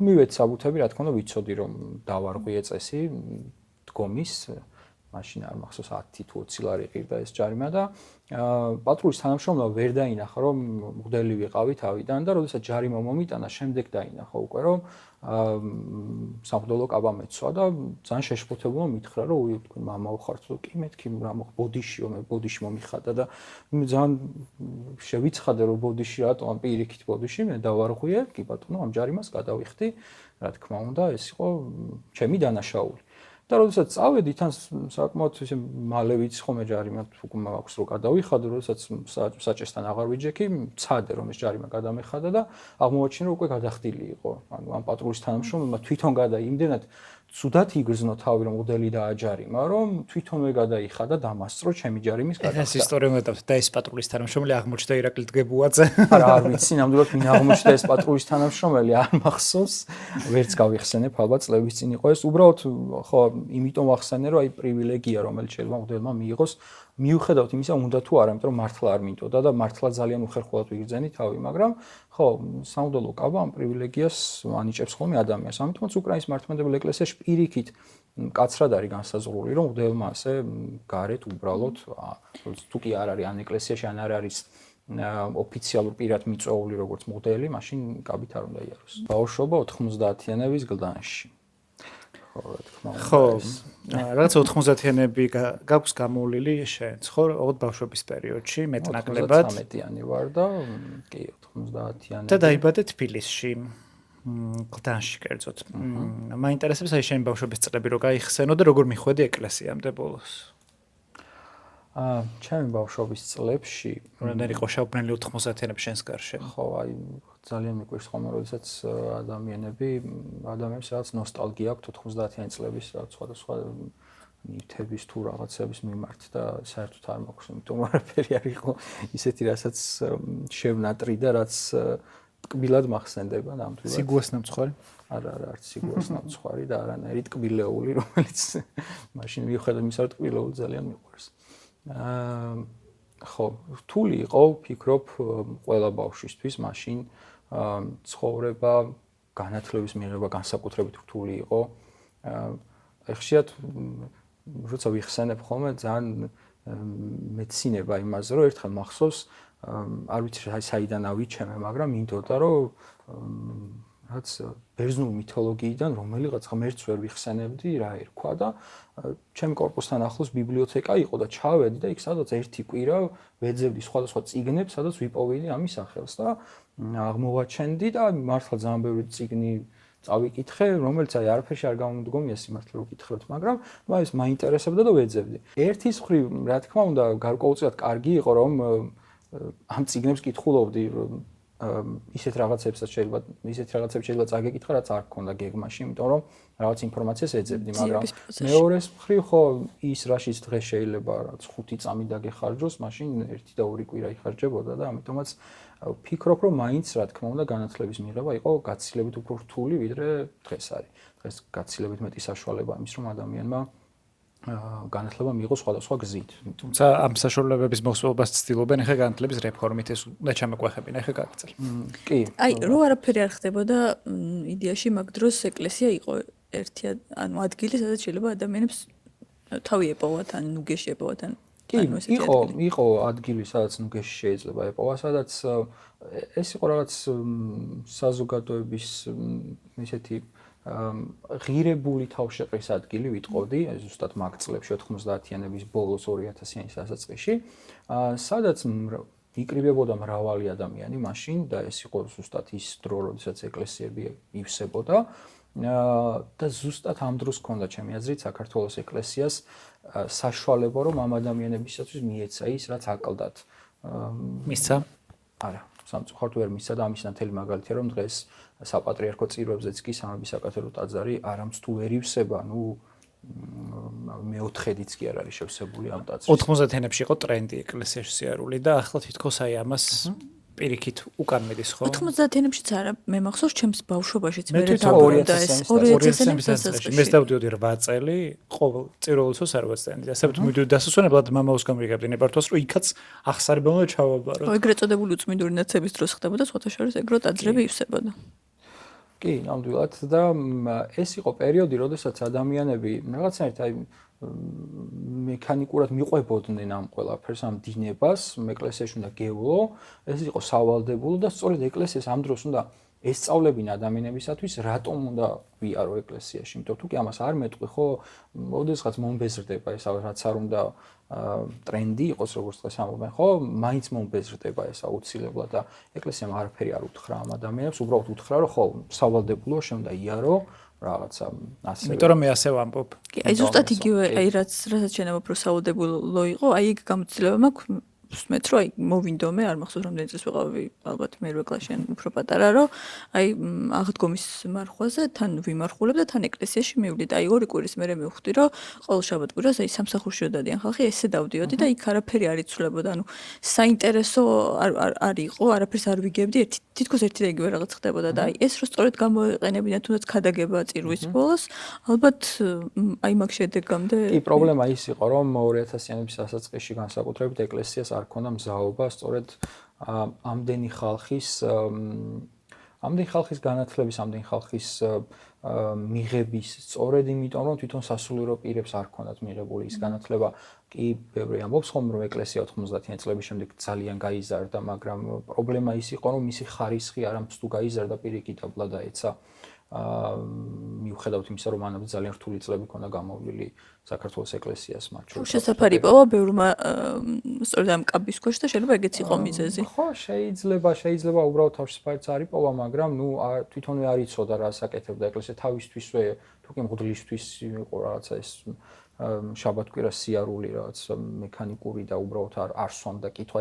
მე ჩემ რევს ყოველთვის ვეუბნები, რომ დამისვით კითხვა რატომ? იმიტომ რომ მე შეიძლება რაღაც ესეთი ვუთხრა, რაც ჩემთვის ძალიან ნათელია, ძალიან ისეთია ცნობილია და ვერ ხვდებოდა რომ ის ადამიანი შეიძლება ამას სწორად ვერ აღიქვამს ან ვერ ხვდება ან თუნდაც რა ვიცი ახსარებაში რომ ცოდვას მეუნება ადამიანი თუ კი არ იცის და ვერ ხვდება რატომ არის ეს ცოდვა და უბრალოდ იმიტომ მეუნება რომ სადღაც წერია რომ ცოდვა ეს ძალიან დიდი პრობლემაა ამიტომაც ყოველთვის მეუნები ხომ რომ დამისვით კითხვა რატომ არის ეს ცოდვა რატომ უნდა გავაკეთო ეს რატომ უნდა ვიარო რა ვიცი რატომ უნდა ვაკეთო სხვადასხვა რამ რასაც ეკლესია მეუნება და ასე შემდეგ იმიტომ რომ ეს არის რასაც ამბობთ რომ აი დამის ვკითხვა რატომ მე ვიყავი 8 წელი მრევლი და ეკლესიაში სიარული შევწყვიტე იმის გამო რომ მამა მითხრა რომ ამდენ კითხვებს ნუსვავ უფრო სწორედ კონტექსტი იყო ესეთი მაშინ ვიყავით 16 წლის ყოველთვის ქადაგებებში მესმოდა ხოლმე როგორ ლანძღავდნენ ჟურნალისტებს და ჟურნალისტიკა იყო ძალიან დამაკნინებელი მათთვის და ამ ფორმულირებით მითხრა რომ რა ჟურნალისტივით მეკითხები რაღაცეებსო გამოხდა ხანი და მე ჟურნალისტი ვარ მამაო წინასწარმეტყვი ყოფილა ეს კითხვები მქონდა და არ პასუხობდა ეგეც იყო თან ბავშვებს და აი ლევონის ასაკში ადამიანებს კი ნამდვილად ეგრე არის ეს არის ვალდებულება სასულიერო პირის მე ვთვლი რომ ეს არის ვალდებულება ამ სასულიერო პირი არ არის მხოლოდ იმისთვის რომ წირვა ჩაატაროს ეს არის ის ერთ-ერთი ფუნქცია მაგრამ ამის შემდეგ ზოგადად ადამიანები რომლებიც ეკლესიაში მიდიან წირვის დასაწყისში და მოდიან წირვის დასასრულში და ეს არის მათი ეკლესიაში სიარული ხო მით უმეტეს იმის ფონზე რომ ეს წირვაც ტარდება ძველ ქართულ ენაზე რომელიც ადამიანებისათვის ხშირად სრულიად გაუგებარია ასეთ სიარულს უბრალოდ ძალიან ბევრი რამ აკლია იმისაც რომ იყოს ნამდვილად წმინდა რიტუალია უფრო ვიდრე ის რომ იქიდან რამე წამოიღო ხო რა თქმა უნდა კი ანუ წმინდა რიტუალი რომელიც აი უფრო რაღაც მაგიური იმას მსგავსება რომ თითქოს მღვდელი რაღაც მაგიურ ნახარს ხარშავს რომელიც მე ვიღაცებს უნდა მისცეს და ამის გამო კარგად გახდებიან სიამბულეში ეს არის პირიქით ეს არის არა ქრისტიანობა როდესაც აზრს ვერ ატან იმას რას აკეთებ და როდესაც ვერ ხვდები იმას რატომ ხარ ეკლესიაში, რატომ დადიხარ წირვაზე, ან როგორ უნდა იყოს საერთოდ კარგი ქრისტიანი, ან კარგი ქრისტიანი ვერ გახდები ადამიანი იმით, რომ ეკლესიაში მიდიხარ. მე დაგისვა ერთ კითხვას, რომ რის გამოც მომივიდა ძალიან დიდი კონფლიქტი თავის დროზე ერთ-ერთ ეკლესიაში. ხას გაუსვა იმას, რომ მაშინ ვიყავით 15 წლის და გულწრფელი ინტერესით მაინტერესებდა და მაინტერესებს თუ აქ ახსნა. იმიტომ რომ იქ კითხვების დასმა არ შეიძლებოდა. მაგალითად მე ვარ პატიოსანი ადამიანი, მიუხედავად იმისა, რომ არ ვიცი ათიმცნების არსებობის შესახებ, იმიტომ რომ არ მაქვს არც ინტერნეტი და იმ პერიოდში კიდე მით უფრო ხელმიუწვდომელი იყო, არც რაიმე წიგნებთან შეხება და არავინ არ მინახავს მართლმადებელი, რომ ჩემთვის ეთქვა რა არის ათიმცნება, მე ავტომატურად, იმიტომ რომ კარგი ადამიანი ვარ, იმ ათიმცნებას ვიცავ და სხვა წესებსაც არ ვარ ყვე, მაგრამ დავიბადე სადღაც, აი ნეპალის ყველაზე მაღალ სოფელში. და არ მწამს ღმერთის მწამს იმის, რისიც იქ წამთ, რა ვიცი, სვავის თუ კიდე რა მნიშვნელობა აქვს. ვერ მოხვდები სამოთხეში. იცი რა ის ქრისტიანობა უნდა იქადაგოს ის თუ რა არის სამოთხის გზა. და არა ის თუ ვინ ვერ მოხვდება სამოთხეში ან ეს არ არის ქრისტიანობის. იქ პასუხი იყო რომ ავტომატურად მკრეხელი ხარ. არა, არანაირი მკრეხელი არ ხარ. პავლე მოციქულის პასუხი არის ამაზე, რომ ადამიანი რომელთანაც არ მივიდა ჩვენი რწმენა, ის სახარება, რომელიც ქრისტემ იქადაგა და შეიძლება რა თქმა უნდა ასეთი ადამიანი იყოს, ის განისჯება საკუთარი სინთისით და ეს არის ყველაზე სწორი რამ. მაგრამ ეს ქრისტიანობა უნდა დაუწყოთ ღმერთს, იმიტომ რომ ის საქმეა. მე თუ ქრისტიანი ვარ, ჩემი მიზანია პირიქით, რომ ჩემ გარშემო ყველა გავხადო კარგი ქრისტიანი და ამისათვის მე უნდა ვიყო პირველ რიგში ჩემი ცხოვრება უნდა იყოს მაგალითი, ანუ იონეს სახარება იწყება იმით, რომ იესო ქრისტე იყო სიტყვა და სწორედ ეს სიტყვა იყო არა იმით, რომ ქადაგებდა, არამედ პირველ რიგში იმით იყო სიტყვა, რომ მისი ცხოვრება იყო მაგალითი და თითოეული ქრისტიანი მოწოდებულები ვართ. ქრისტიანი იმიტომ ქვია, რომ მოწოდებულები ვართ, რომ ვიყოთ იესო ქრისტეს მსგავსი, სწორედ ამაში უნდა მივემსგავსოთ პირველ რიგში, რომ ვიყოთ მაგალითი, ცხოვრებისეული მაგალითი. ის კი არა მე ვიქადაგო, რომ რაღაცა რომელიღაც წმინდანმა რა თქვა და როგორ თქვა, ანუ ეს შეიძლება იყოს იმის შემდეგ, რაც ჩემი ცხოვრება იქნება მაგალითი. ვინმე რაც არ უნდა უქადაგო, რომელიღაც წმინდანმა რა თქვა, რაღაც დოგმატურ საკითხზე, ამით ქრისტიანად ვერ ვაქცევ მას. ყველაზე მარტივი გზა თუ როგორ ვაქცევ ქრისტიანად არის ის, რომ შემომხედოს და თქვას, რომ ეს რა კარგი ადამიანია. და ეს ადამიანობა, რომელიც ადამიანს შეიძლება ჰქონდეს ქრისტიანობის გარეშეც, ხო? რა თქმა უნდა, შეიძლება იყოს ცხონების გზა. მეც იგივე კითხვა დავსვიღო, ჩემს რელიგიის მასწავლებლებს ვკითხე და მითხრა რომ ვინ რა. და მახსოვს რომ ძალიან დიდხანს ვინერვიულე ჩემს სტოლ ბავშვებზე, რომლებიც სხვა ქვეყანაში დაიბადნენ. ინდოელ ბავშვებზე ნერვიულობდი. დამსტრესა ძალიან, მაგრამ შეგვიძლია მე დიდი ვიყავ 15 წელს ჩხუბობდი. უბრალოდ უსამართლობის შეგრძნება გამიჩნდა დიდი. სასწაული და ცრურწმენა. ხო, ვინც სკეპტიკურად უყურებს ხოლმე რელიგიას, ხშირად მათი რაღაცა იჭედებიან ხოლმე სკეპტიკურ ნაწილში, იმიტომ რომ ვერ ხვდებიან მაგალითად რანაირად არსებობს მირონის გადმოსვლა, როცა შუშიდან მოდის მირონი ან რანაირად გადმოდის ცეცხლი და ეს ყველაფერი რეალურად არის სასწაულები, თუ შეიძლება რაღაც მათი ნაწილი იყოს ცრურწმენაც, რომელიც შემდეგ შეიფუთა სასწაულად. ანუ ხო შეიძლება რომ როცა გწამს და რელიგიური ადამიანი ხარ, მე მგონია რომ ეს თუნდაც იგივე ცეცხლის გადმოსვლის რომ გწამს და გჯერა რაღაც ისე რომ ამის დამამტკიცებელი საბუთი არ გაქვს, ეგ არის დაჯერება, რაც ყველაზე ძლიერი უნდა იყოს წესით რელიგიური ადამიანისთვის, რომ მის და იმდენი ნდობა გაქვს, რომ ამისი გჯერა. მე შეიძლება იყოს წესი, მაგრამ მე კიდე ერთს ვიტყვი, რომ ჩემი აზრით მან აი მთავარი რაც შეიძლება ადამიანს ჭედავდეს, რომ ცრურწმენასა და სასწაულს შორის განსხვავებას ვერ პოულობდა, ის არის რომ მაგალითად ვერ აღიქვავ, რომ ის რომ მოსეს ელაპარაკებოდა მოსე იყო აალებული ბუჩქი, ან როგონია რომ ეგ სასწაულად ასაღებენ ამას ეკლესიაში, ეგ ეგრე არ არის. ხო, თარგმნა არ ხდება, ხო? თარგმნა არ ხდება, რომ ეს ალეგორიულია, ხო?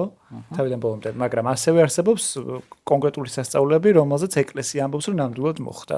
გულისხმობ განათლებულ ცივილიზებულ ეკლესიებს. ყველაზე დიდი სასწაული, რომელიც ქრისტიანებს გვაქვს და ქრისტიანებისაც მნიშვნელოვანია, ეს არის ქრისტეს აღდგომა, როდესაც მოციქულები სახარებაში არის აღწერილი ახალ აღთქმაში, როდესაც მოციქულები ჯვარცმის შემდეგ არიან დამალულები, შეშინებულები, რადგანაც მოძღვარი, რომელიც მათთვის ყველაფერი იყო და რომელიც თებს გადადგამდა, როგორც მათ სწამდათ, უცებ ხედავენ ამ მოძღვარს მკვდარს და ეს სიკვდილი არის ზოგადად ადამიანისათვის სიკვდილი ხომ ყველაზე დიდი სასწაულების მომჭებელია და ეს მოციქულებიც გარკვეულწილად ამ მოციქულებსაც ეს სასწაულთა დაეუფლათ, როდესაც გაიაზრეს, რომ მათი მოძღვარი ის ვინც მათთვის ყველაფერი იყო, უბრალოდ მოკვდა. და აი სწორედ აქ არის ის სასწაული, რომელიც ქრისტიანობის რწმენის საფუძველია, რომ ისინი ხედავენ აღმდგარ ქრისტეს აღმდგარ მოძღვარს და სწორედ ეს ადამიანები, რომლებიც მანამდე შეშინებულები არიან, მანამდე რაღაც ჩაკეტილები არიან და იციან, რომ ამის გამო შეიძლება დაისაჯონ და ამიტომაც ყველას ემალებიან, აღმდგარი ქრისტეს დანახვის შემდეგ გამოდიან და იწყებენ ქადაგებას ყველაფრის საფასურად, მათ შორის ზოგიერთს თავს მოკვეთავენ, ზოგიერთს აწამებენ, ზოგიერთს ჯვარზე უკუღმა გააკრავენ და ასე შემდეგ, მაგრამ მიუხედავად ამ ყველაფრისა, ისინი ამას აკეთებენ, იმიტომ რომ მათ ნახეს ის უმთავრესი სასწაული, რომელსაც ქრისტეს აღდგომა ჰქვია. და სწორედ ამ წამების შემხედვარი ადამიანები კი ხედავენ იმ ადამიანთა თვალებს, რომელთაც ნანახი აქვს ქრისტეს აღდგომა და ეს ქრისტიანობა, როგორც სისხლით დღემდე სამწუხაროდ დღესაც კი არის ქვეყნები, სადაც ქრისტიანები იდევნებიან და არა უბრალოდ იდევნებიან, არამედ კლავენ ქრისტიანობის გამო, ეს სისხლი არის უწყვეტი, რომელიც აღდგომის რწმენის სისხლია, სწორედაც რომ აღდგომის ამ სასწაულის, ვისაც ჯეროდა და შემდეგ ისინი ვინც იხილეს, შემდეგ ის წამებულები, რომლებიც იხილეს, რომლებიც აღდგომის რწმენით იყვნენ გამსჭვალულები, სწორედ ეს არის უმთავრესი სასწაული, რომელსაც ქრისტიანს უნდა სწამდეს. ამის იქით უკვე მე სადღაც ანგელოზი გამომეცხადება თუ მირონი წამოვასა რომელიღაც ხატიდან, ეს არ შეიძლება იყოს საფუძველი ქრისტიანული რწმენისა.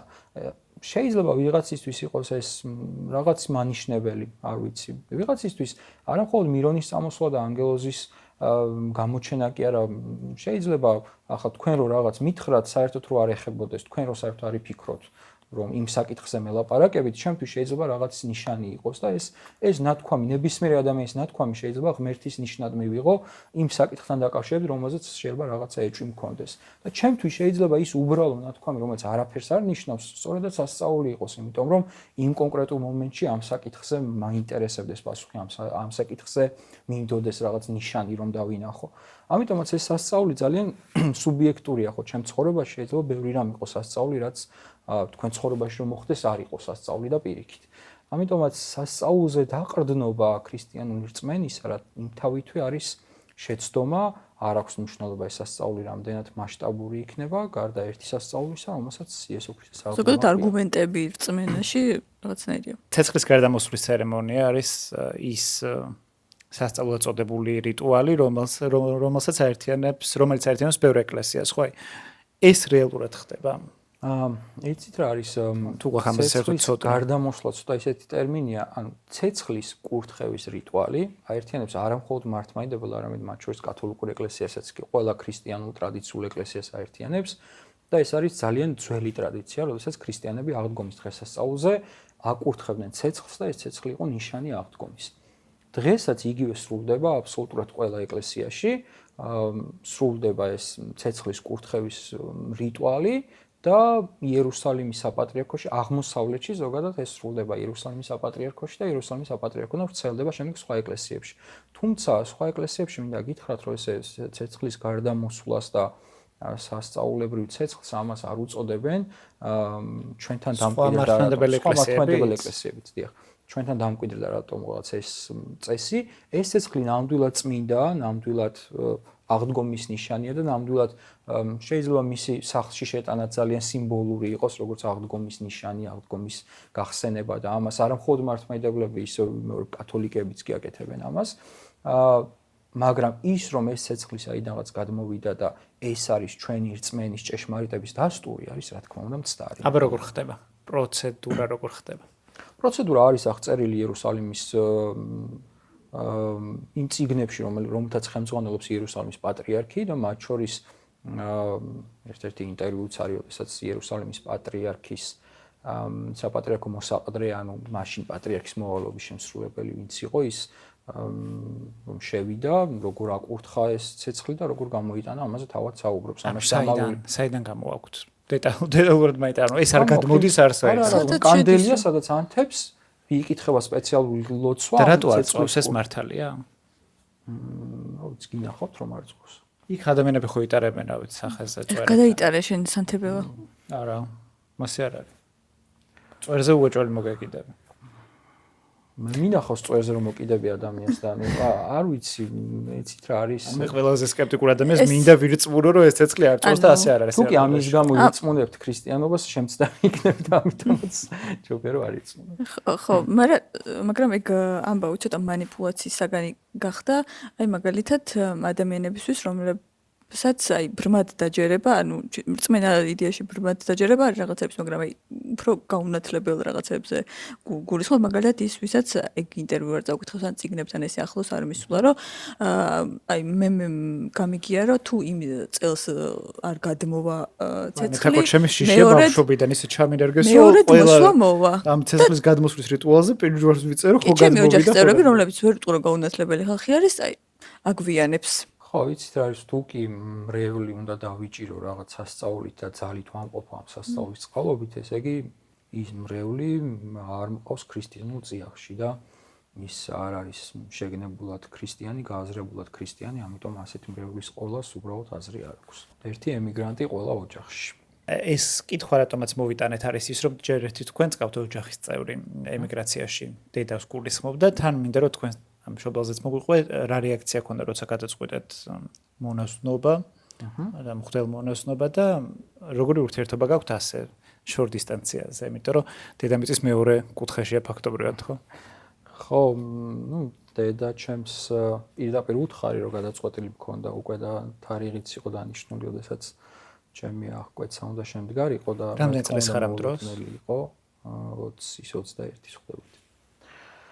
რა თქმა უნდა იყო მოულოდნელი, მიუხედავად იმისა, რომ მანამდე ეკლესიაში ყავი, მსახურობდი და ჩემთვის ძალიან ისეთი ნაცნობი და შინაურული ადგილი იყო, არ ვიცი და ჩემს რამდენად ქონა წარმოდგენა, რომ ასე შეიძლება გაგრძელებული იყო ჩემი ცხოვრება, მაგრამ ხო, მოულოდნელი ნამდვილად იყო მისთვის, თუმცა ტრაგიკული. არ ვიცი, შეიძლება რაღაც მომენტში იყო ტრაგიკულიც, სანამ გადაიაზრებდა თუ როგორ შეიძლებოდა ეს ცხოვრება ჩემთვის ყოფილიყო ბედნიერების წყარო, იმიტომ რომ ალბათ სწორად გამიგო შემდეგ იმაში, რომ დღესაც ახლა მე მღვდლობის გარდა სხვა პროფესიებსაც სწავლობდი, ვარ ფსიქოლოგი, თუმცა ისე ფსიქოლოგი არა როგორც ყველა მამაო თავისებურად ფსიქოლოგია. ცოტა კოუჩები. ხო არა, ანუ აკადემიური განათლება აქვს მიღებული ფსიქოლოგიაში. და მიმუშავია და მუშაობ მათ შორის ფსიქოლოგად, ფსიქოთერაპევტად. მიუხედავად ამისა, ჩემთვის ყველაზე დიდი ბედნიერება არის სწორედ მღვდლობაში და მსახურებაში, რომელიც ჩემი პირველი საქმიანობა იყო. და ვფიქრობ, რომ დედა ჩემისთვის, რომელსაც მნიშვნელოვანი იყო განსაკუთრებით ის, რომ მე შეიძლება მყოლოდა, რა ვიცი, შვილი, მას ყოლოდა შვილი, რომელიც ძალიან ეყარებოდა და ასე შემდეგ. და ეს რა თქმა უნდა რაღაც მომენტში შეიძლება იყო ტრაგიკული, მაგრამ ვფიქრობ, რომ მე სწორად გადააფასა და სწორად გაიაზრა ის თუ რა იყო ჩემს ბედნიერების წყარო და ვფიქრობ, ეს არის ძალიან მნიშვნელოვანი ზოგადად მშობლებისა და შვილების ურთიერთობაში, რომ მშობელს არ კონდეს რაცა ეგოიზმის მომენტი, რომ მე როგორც მინდა ისე უნდა იყოს ჩემი შვილი. რაც წავიდა ყავს ნანახი. არა, 10 წელი არ გინახავთ? 10 არ არის ჯერ, მაგრამ ხო, მრავალი წელია არ მინახავს. ეს არის დიდი ტკივილი, რომელიც საქართველოში, რა ვიცი, თითქმის ყოველ მეორე კი არა, მე მგონი ყველა ოჯახშია უკვე. სხვადასხვა მიზეზებით ემიგრაციაში წასული ადამიანები და ხო, ეს არის რა თქმა უნდა ის პრობლემა, რომელიც მიუთითებს სახელმწიფოს არასწორ მოქმედებაზე, არასწორ მსვლელობაზე და ხო, დედაჩემიც ამის ნაწილია ამ პრობლემის გამოა, რა თქმა უნდა, იქ. და ვფიქრობ, რომ ვერ გამოგარჩევს, ხო? ხო, არა, ვერ გამომარჩევს, სამწუხაროდ ვერ გამომარჩევს. საქართველოს საპატრიარქოს მთავარი მტერი. მთავარია, მაგრამ ერთ-ერთი მთავარი კი ვთქვამთ, მე. გთვლის თუ არა საქართველოს საპატრიარქო მათ მთავარ მტრად. ერთ-ერთ კი ვთქვამთ ეს ფრაზა თვითონ, თორემ მე არ ვიცი რატო არ მათი მტერი. მართალია რომ საქართველოს საპატრიარქოს ადმინისტრაცია ნამდვილად გულზე არ მეხატება, თუმცა არა პიროვნულად, არამედ იმის გამო როგორც მართავენ ისინი საქართველოს ეკლესიას. თუმცა მე ნამდვილად ძალიან მიყვარს საქართველოს ეკლესია, ძალიან მინდა საქართველოს ეკლესიის კეთილდღეობა და თუ კი რაიმე შემეძლება, ყოველთვის მივიღებ მონაწილეობას იმაში, რომ საქართველოს ეკლესია იყოს გაცილებით უფრო ჯანსაღი, საქართველოს ეკლესია იყოს სიკეთის მხარეს, ქრისტიანობის მხარეს, რაც დღეს სამწუხაროდ არ ჩანს.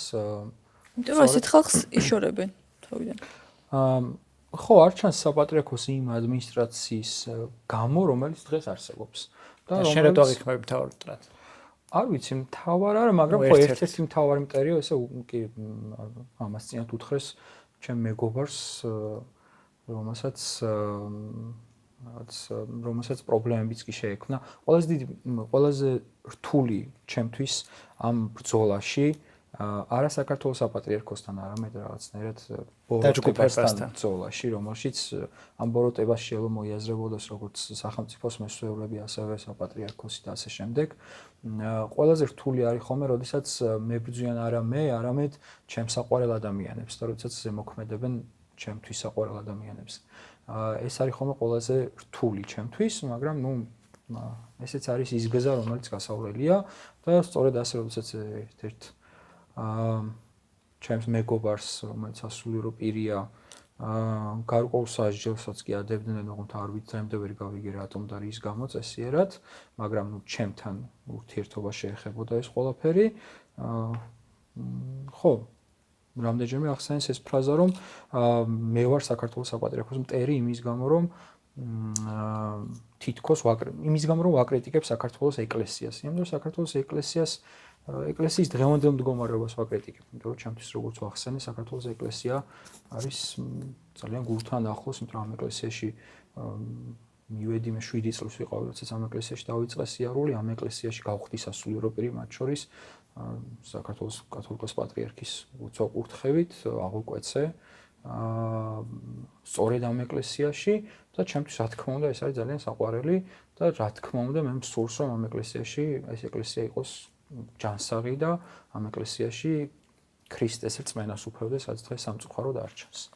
უკრაინის ეკლესიას ეკუთვნია ახლა, ეს იყო იძულებითი წესით წასვლა უკრაინის ეკლესიის მფარველობის ქვეშ, ასე იურისდიქციის ქვეშ. იძულებითი ვერ ვიტყოდი რომ მაშინ იყო იძულებითი, მაგრამ ხო ის რომ მე ვფიქრობდი მაშინ, როდესაც ეს საშუალება გაჩნდა და როდესაც მითხრეს რომ უკრაინაში ჭირდებოდა ქართველი მღვდელი, რომელიც იქნებოდა ქართველი სამრევლოს წინამძღვარი, ჩავთვალე რომ ეს იყო ის საშუალება, რომელშიც შემეძლო რომ მეკეთებინა ის საქმე, რაც მიყვარს და ყოფილიყავი ისეთი მღვდელი, რომელიც მიმაჩნია რომ არის ნამდვილად ქრისტეს მღვდელი და მე ვცდილობდი ამას, რა თქმა უნდა, სრულყოფილად არ გამომცვლია და არ გამომდის, მაგრამ ყოველ შემთხვევაში ამ ცდილობისათვის არავინ არ მსჯიდა პირიქით მახალისებდა უკრაინის ეკლესიაში და საქართველოში მსგავსი მცდელობები ხშირად დასჯადია ხოლმე. და საქართველოს საპატრიარქოს გადმოსახედიდან შენ რეალურად არც ითვლები მღვდლად, იმიტომ რომ უკრაინის ეკლესიას არ აღიარებენ. იცი რა ვერ ვიტყვი ასე, არა. მიდგომა არის რომ ჩვენ არ გვაქვს ჯერ როგორც მღვდელთან ესეთი ურთიერთობა, როგორც ეკლესიასთან ევქარისტიული ურთიერთობა. ეს მიზეზები ხშირად არ აღიზიანებენ რუსეთის საპატრიარქოს? არ აღიზიანებენ, არა, იციან რომ ასე უნდა აკეთონ სამწუხაროდ, იციან რუსეთის ეკლესიას არ უნდა შეეწინააღმდეგონ, მეტიც რუსეთის ეკლესიას ხშირად უსწრებენ ხოლმე ისეთ გადაწყვეტილებებს მიღებას, რომელიც რუსეთის ეკლესიას გაუხარდება და ასეთ შემთხვევა არაერთხელ იყო, როდესაც რუსეთს დაასწრეს პრორუსული გადაწყვეტილების მიღება საქართველოში. ის რომ რაღაცა ტომოსი ვერ წაიკითხეს თუ რაღაცა პრობლემა ამ ხრივ დადგა, რა თქმა უნდა, არის ან სხვა ეკლესიებს ელოდებიან, რომელსაც უნდა აღიაროს, რა თქმა უნდა, არის თითიდან გამოწვეული, იმიტომ რომ მაგალითად ამერიკის ავტოკეფალური ეკლესია, რომელსაც არავინ არ ცნობს რუსეთის გარდა, არც მსოფლიო საპატრიარქო და არც სხვა ეკლესიები არ ცნობენ მათ ავტოკეფალიას, საქართველოს ეკლესიამ რუსეთის შემდეგ პირველმა აღიარა. და დღეს ასეა, რომ ამერიკის ავტოკეფალურ ეკლესიას, ეს არის რუსეთის მიერ დაარსებული ეკლესია ამერიკაში და ამიტომაც ბერძნული ეკლესიები და დასავლური ეკლესიები არ ცნობენ მის ავტოკეფალიას და პრობლემურია ეს საკითხი. საქართველოს ეკლესიას არ დაჭირდა რომ დალოდებოდა სხვას, ან წაეკითხა, რა ვიცი, რაღაც ტომოსები და ასე შემდეგ, რომელიც რეალურად არ არსებობს, იმიტომ რომ მსოფლიო საპატრიარქოს არ უღიარებია და ტომოსი როგორ უნდა კონდეს. არაფერი არ დაჭირვებია მსგავსი, ისე ცნო ამერიკის ეკლესია.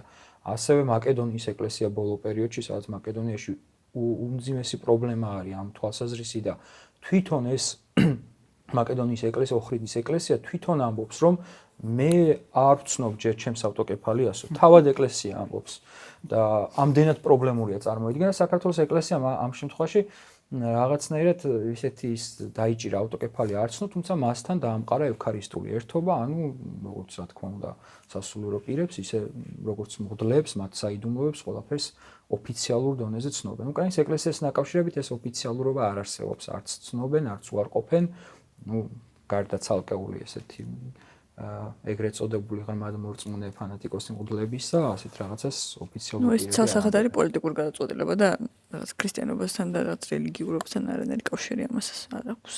ფსიქოლოგი მღვდელმონაზონი.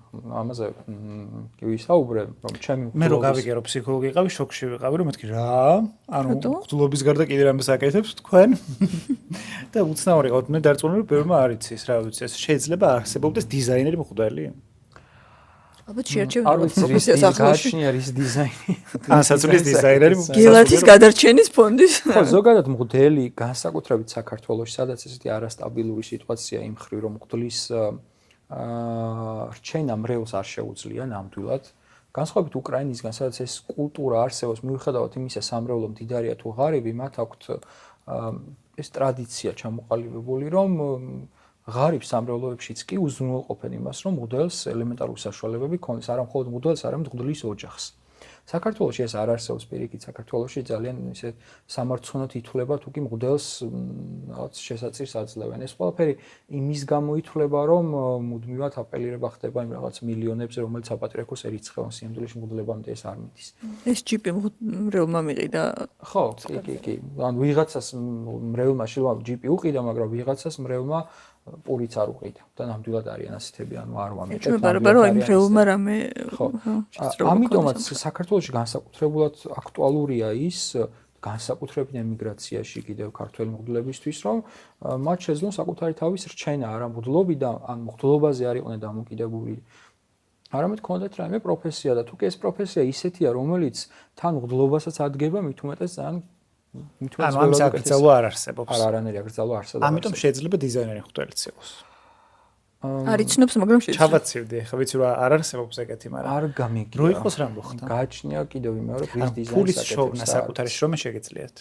ხსლობის კარგი. რა თქმა უნდა, თუ კი ეს შრომა არ ეწინააღმდეგება ქრისტიანულ ფასეულობებს. ეგეთი რამე ქონია, რომ აი ფსიქოლოგი და მოძღვარი შინში რაღაცნაირად დაეჯახა ერთმანეთს და გეტყვა მაგას რატო გეკითხები.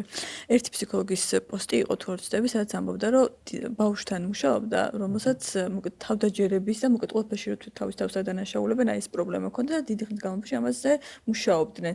და აი რაღაც შედეგებს რომ მიაღწია, ეს ბავშვი რაღაცა მეტყობა ოჯახი იყო რელიგიური და აღმოჩნდა მღვდელთან და აი მთელი ეს ნამუშევარი წყალში ჩამეყარა, იმიტომ რომ არ ვიცი ეგ ქართული ფენომენი არის თუ არა, მაგრამ აი თითქოს ქრისტიანი, ჭეშმარიტი მართლმადიდებელი ქრისტიანი, აი უფრო სულ დრამაში უნდა იყოს და სულ თავის თავს უნდა ადანაშაულებდეს და თავის თავში პოულობდეს შეცდომებს. ყველა ადამიანში ეგ უნდა იყოს, მაგრამ აი რაღაც თითქოს აი ამოსუნთქვის, ანუ არ ვიცი როგორ ვთქვა, დრამაში ყოფნა არის ესეთი პოზა. ხო, ეს სამწუხაროდ საქართველოში ეს მდგომარეობა ხშირია. ზოგადად აი მაგალითად შემიძლია მე ვიქადაგო იმაზე თუ რამდენად კარგია სიკეთე, ან ვიქადაგო იმაზე რამდენად ცუდია ბოროტება. აზრი ერთი და იგივე იქნება აბსოლუტურად, მაგრამ თუ კი ადამიანს მინდა რაღაც პოზიტივი მივცე, ჩემს უკეთესია ვიქადაგო იმაზე თუ რამდენად კარგია სიკეთე. საქართველოში სამწუხაროდ პირიქით არის ხოლმე. ქადაგებენ იმაზე თუ რა არის, არ მხოლოდ ქადაგებენ, საუბრობენ მღვდლები იმაზე თუ რა არის ცუდი, რა არის საშინელება, რა დროს შეიძლება რაღაც დაგემართოს, არ ვიცი, ნუ რაღაცა ცოტა შიშით შემოდის ხოლმე ამ შემთხვევაში. ეს რა თქმა უნდა არის პრობლემა და არის არასწორი მეთოდი, არასწორი მიდგომა მრევლის მიმართ, განსაკუთრებით როდესაც ესეთ ცოდვები დახუნძლავენ ხოლმე და აჯერებენ ადამიანებს იმას, რომ ყველაზე მეტად ცოდვილები არიან და შემდეგ სხვადასხვა მართლმადიდებელ ქრისტიანულ ისტორიაში არსებობს ასეთი ტერმინი თამდაბლობით ამპარტავნება. როდესაც ადამიანი იმდენად ცოდვილად მიიჩნევს თავს, რომ თulis რომ ამით არის ყველასგან გამორჩეული. და მე რა შემოწუხებელია. მე ვიცნობ ეგეთ ადამიანებს. ესეთი ადამიანები ძალიან ბევრი არიან საქართველოში და მიაჩნიათ რომ არიან ძალიან კარგი მორწმუნეები და სიამბულეში ეს არის ძალიან დიდი აცდენა ქრისტიანობისგან. შენ თავდაპირველად რო ტკბები. კი. ან ის ქალები სულ ეკლესიაში რო დადიან და სხვებს რო შენიშვნას აძლევენ, იმიტომ რომ ის დიდი ხანია დადის და რაღაც წესები იცის ეკლესიის. მარხვა 24/7. შენ ხარ ვეგეტარიანელი და ეს კითხვა მაგას შეეხება. მაგ გადაწყვეტილებამდე როგორ მიხვედი და აი თუ ქონდა შენს ცხოვრებისეულ გამოცდილებას მაგასთან ალბათ ყველას აქვს, მაგრამ აიც. ხო, მარხვა და ვეგეტარიანობა სხვადასხვა რამ არის, მაგრამ ხო, გარკვეულწილად ნებისყოფას ცოტა იუმორით ხო, ნებისყოფას ორივე მოითხოვს. და მარხვის აზრიც პრინციპში ეგ არის, რომ ნებისყოფა უნდა გამოიმუშაოს ადამიანს, იმიტომ რომ თუ კი მე დღეს არ შემიძლია უარი ვთქვა, რა ვიცი, რაღაც კერძზე, რომელიც ძალიან მიყვარს, მაშინ ხვალ ვერ შევძლებ უარი ვთქვა რაღაც საქციელზე, რომელიც ვიცი რომ მე დამაზიანებს, იმ წუთას ძალიან კარგია და გემრიელი კერძივით გამოიყურება, მაგრამ ვიცი რომ ეს დამაზიანებს. როდესაც შემიძლია რაღაცაზე უარი ვთქვა, უკვე შემიძლია რომ სხვა რამეზეც ვთქვა უარი და ეს არის გარკვეულწილად ნებისყოფის გამომუშავება და ერთ-ერთი მთავარი მიზანი მარხვას სწორედ ეს აქვს, რომ ადამიანს გამომუშავდეს ნებისყოფა იმისაც, რომ არ აკეთოს ცუდი საქმეები და არა მხოლოდ სხვა არ დააზიანოს, არამედ საკუთარი თავი არ დააზიანოს, იმიტომ რომ საკუთარი თავისთვის ზიანის მიყენებაც ასევე ცოდვაა. რაც შეეხება ვეგეტარიანელობას, ну არ ვიცი, ალბათ ადამიანებს სხვადასხვა მიზანი აქვს, სხვადასხვა მიზეზი აქვს, რატო იწყებენ, სხვადასხვა მიზანი აქვს, არ ვიცი, სხვებზე ვერ ვისაუბრებ. ну მე ზოგადად ცხოველები ძალიან მიყვარდა ყოველთვის და რაღაცნაირად არა ჭამა, არა შენგან განსხვავებით.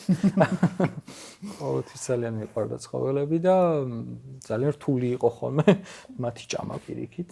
ამიტომაც ხო განსაკუთრებით მაშინ, როდესაც გავხდი მოდელი და მივხვდი რომ რაღაცების თავშეკავება მომეთხოვებოდა, მათ შორის შეიძლება ის თავშეკავებაც, რომელიც დაკავშირებული იყო როგორც ცხოველების სიყვარულთან, ასევე ნებისყოფასთან, ნებისყოფის გამოვინებასთან, ხო, გადავწყვეტე რომ უბრალოდ ცოცხალი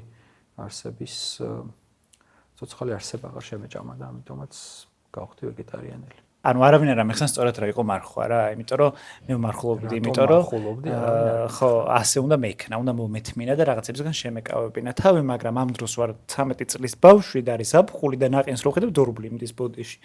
და ანუ ეგ არ არის სწორი რა, ეგრე მარხვა არ უნდა დააცვევინო პატარა. 13 წლის ბავშვს საერთოდ არც უნდა აუხსნა, რატომ უნდა იმარხულოს, იმიტომ რომ არ უნდა იმარხულოს. უფრო პატარებიც მარხულობდნენ.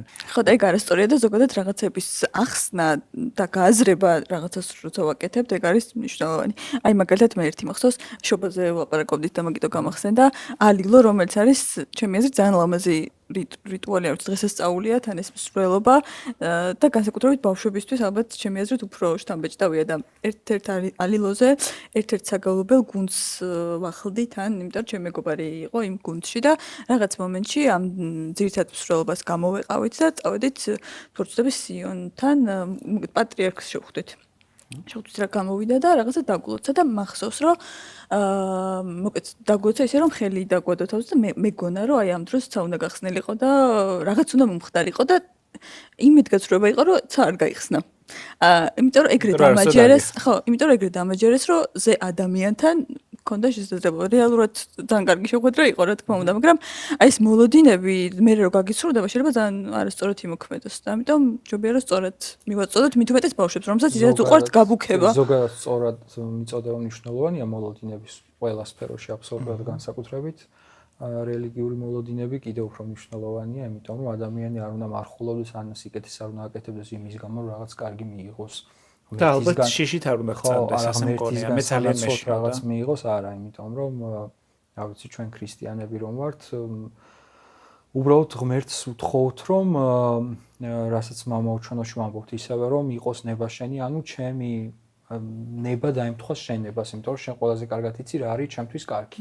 და ეს შეიძლება საერთოდ არ დაემთხოს იმ მოლოდინს, რომელიც მე მქონდეს ჩემი თავისთვის კარგი, იმიტომ რომ დაახლო ღმერთს ხო ვლაპარაკობთ, როგორც საუკეთესო ქრისტიანები ვსაუბრობთ, როგორც საუკეთესო მშობელზე და როგორც ბავშვი, რომელსაც ძალიან უნდა რაღაც გუბურაში ჩახტომა და ფეხებით გაბუტვა და ფიქრობს რომ მისთვის ეს არის ყველაზე კარგი რამ რაც შეიძლება მოხდეს ხო ცხოვრებაში ეს არის ის მოლოდინი რომელიც მისთვის ყველაზე კარგ რამეს მოიტანს მაგრამ მშობელმა იცის რომ ამის შემდეგ შეიძლება გაციudes რა ვიცი სიცხე მისცეს და ასე შემდეგ ამიტომ ამის უფლებას არ მიცემს დაახლოებით ასე არის ხოლმე ჩვენ ცხოვრებაში რომ გვაქვს არასწორი მოლოდინები ისე როგორც პატარა ბავშვს და და ამიტომაც ლოცულობთ ყოველთვის ქრისტიანები ამას, რომ მერთო ჩემი ნება დაემთხვა შენ ნებას, ამიტომ ანუ შენ რაც გაქვს განზრახული ჩემთვის, ის სწორი მომავალი, ის სწორი მოლოდინი, რომელიც უნდა მქონდეს, ის მოხდეს ჩემ ცხოვრებაში. ამიტომაც